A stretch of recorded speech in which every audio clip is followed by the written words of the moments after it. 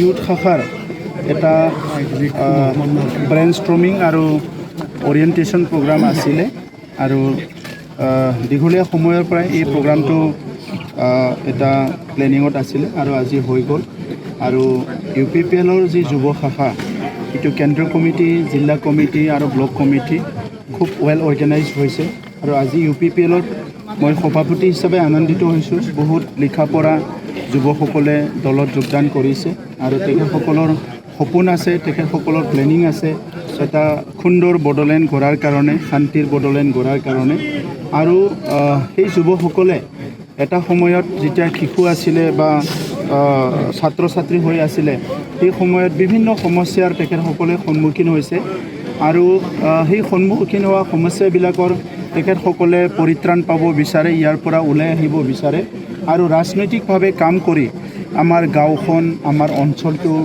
আমাৰ school, college, university, আমাৰ বিভিন্ন অনুষ্ঠান প্ৰতিষ্ঠানবিলাক ভাল হোৱাটো তেখেতসকলে চবেই বিচাৰে, আমি চবেই বিচাৰোঁ। তো সেইকাৰণে মই তেখেতসকলৰ লগত আলোচনা কৰিছোঁ। আজিৰ ৰাজনীতিত বহুতে নেগেটিভ কথা কয়, বহুতে ক্ৰিটিচিজিমৰ নামত বহুত বেয়া বেয়া কথাবিলাক কয়।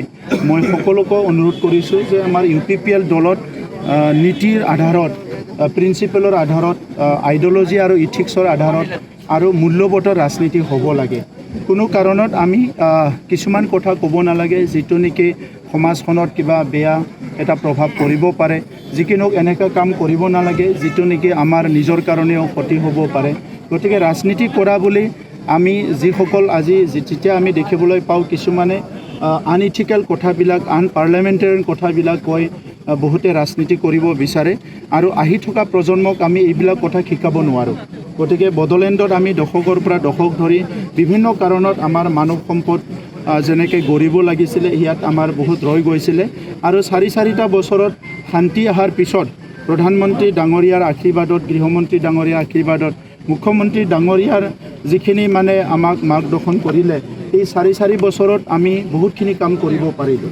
গতিকে যি ফাউণ্ডেশ্যন আজি UPPL মডেল অফ পলিটিক্সত আমি কৰিব পাৰিছোঁ, এই মডেলটোৰ দ্বাৰা অহা 20-25 বছৰত আমাৰ সমাজখন যাতে সকলো দিশত আমি আগুৱাই নিব পাৰোঁ, ছায়েন্স টেকন'লজিৰ পৰা আদি কৰি চব কামতে আমি আগুৱাই নিব পাৰোঁ, কো এক্সিষ্টেঞ্চ চবকো আমি ভাল এটা পৰিৱেশ দিব পাৰোঁ, এই কথাকে আমি আলোচনা কৰিছোঁ।